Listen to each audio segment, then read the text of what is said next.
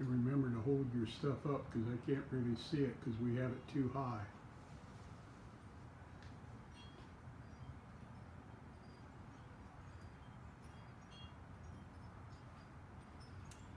Hi there, it's Joan, and today in Joan's kitchen we're going to be making manicotti. Manicotti is a kind of a baked pasta dish, and it uses these manicotti noodles, which are actually little tubes of pasta. So this is the one that I'm using today. It's a Ronzoni brand. You'll typically find those in the pasta aisle. You can also use cannelloni, which are similar pasta tubes. The manicotti usually has ridges on them like this one does. And I looked up manicotti, and manicotti actually is a word that means little sleeve. So that's the description of this pasta shape. Manicotti, I like to make it because I think it has similar flavor to lasagna, but it's not quite as time consuming to make as lasagna, which is one of the reasons that I really like to make this. And the way that I'm making it today has a couple of my mom's little twists in it. Before I get too far into it, I would like to ask if anybody has any questions during the live broadcast today, or if you're watching this on tape. If you do have any questions, please go ahead and put it in the comment, and I will do my best to get back to you and answer you. So manicotti, these noodles, these hollow noodles, are filled with something. Usually it's filled with a cheese filling, and there's also, you can do a meat filling. They're also similar, I mentioned cannelloni. Real cannelloni were made with crepes. So you would make a crepe and roll it around a filling and then cover it with sauce and bake it. But they make the pasta shapes like that. So I'm making a cheese filling today, and I'm using ricotta cheese, which is actually a byproduct of the regular cheese making process. When people are making cheese, the curds and the whey get separated. The curds are what is used to make the cheese, and the whey is the liquid that's left over. And maybe about 1000 BC, they figured out that they could still make cheese from the leftover whey because there was still the milk protein in there. So that's actually what this cheese is. It's a soft cheese. I guess the consistency may be a little bit like cottage cheese if you had like ground it all together, and actually cottage cheese can be substituted in this recipe if you can't get ricotta cheese. I'm also using tomato sauce. I'm using bottled tomato sauce. I really like this brand, Rayo's. I started using this, actually there's a restaurant in Chicago that published a recipe for Sunday gravy, which is, the gravy is a tomato sauce that has a ton of different kinds of meat in it. It has meats that are roasted and then shredded and then put in the sauce. And I was kind of shocked that the restaurant owner suggested using jarred tomato sauce, and this was a specific brand that he recommended. I've used it several times, and I just find it's very flavorful. It's more expensive than some of the other brands, but it's so good that I really think it's worth the cost. And when I see it on sale, I tend to stock up on it. The recipe also calls for mozzarella cheese, so I have my shredded mozzarella cheese here, and a little bit of Parmesan cheese. And then what my mom's additions were, she put in currants and pine nuts. So the currants are kind of like tiny little raisins, and they're actually a very tiny variety of grape that originated on one of the Greek islands, and in English that island is called Zante, so the currants are called Zante currants. And then finally there's also an egg in the recipe, and as the ricotta cheese is baking, the egg kind of has it like hold together a little bit, so it gets to be kind of like filling with a little bit more consistency, kind of like a custard filling. Typically when you're making this dish, the instructions would tell you to cook the ricotta noodles, to boil them before using them, and it's kind of hard to use the dish, to make the dish when the noodles are soft and flopping around. It's hard to fill them. And I've also found that a lot of times when I'm cooking them, they tend to break. So you can see here that this ricotta is very soft and spreadable. It has a consistency almost like a soft peanut butter. I'm going to go ahead and crack my egg into there and just mix that around.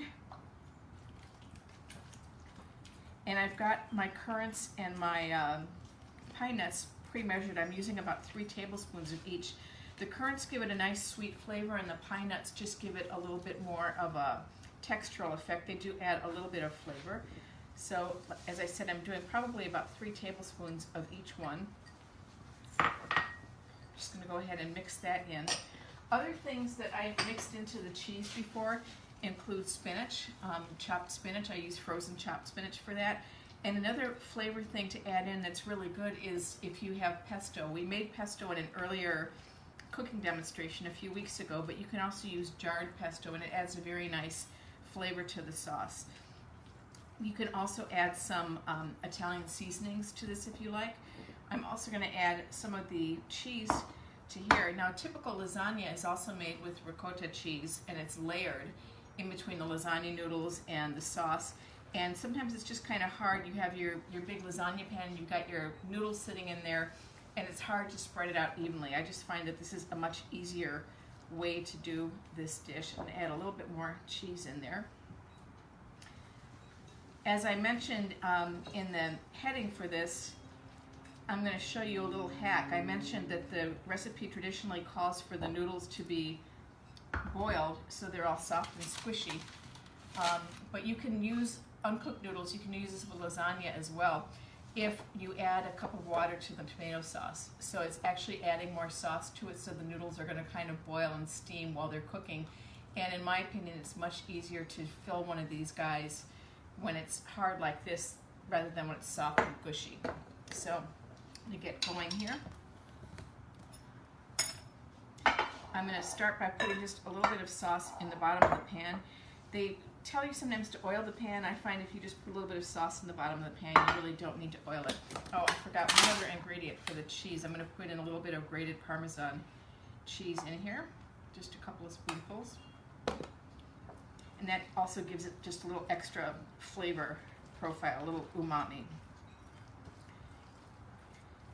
So the other hack that I want to show you is how to fill the pasta tubes. In the past, I would do it with a knife, and sometimes it's kind of hard because, as you can see, these are kind of narrow. It's a little bit wider than my finger, so it's hard to get the cheese all the way in there, and I would end up with air pockets. But what you can do is take a plastic bag, or if you have those actual cake decorating tubes, that's fine. I've got some cheese that I had already put together in here, and you snip off a corner of the bag, and then you just squeeze the cheese in there. It's a much more efficient way of filling the tubes than trying to do it with a knife. So I'm just going to go ahead and fill my tubes with the cheese. Whoop. It's a little bit of a trick holding the pasta tube with one hand while you're squeezing the cheese in there with the other hand, but it can be done. Let's see here. And I did wash my hands before starting this, so my hands are clean. Don't worry about me touching the cheese here.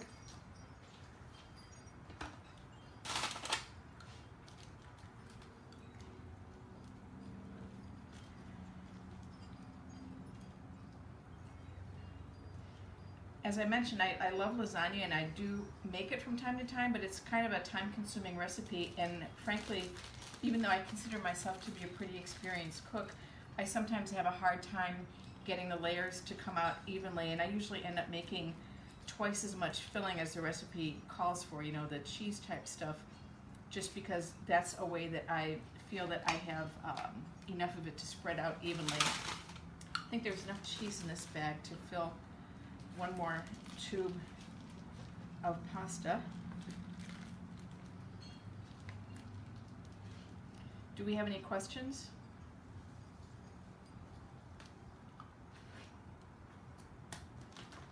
Just try to squeeze this out a little bit more here. Other fillings for this include meat. When I've had cannelloni before, they typically have some kind of a ground meat filling in them, typically something with veal.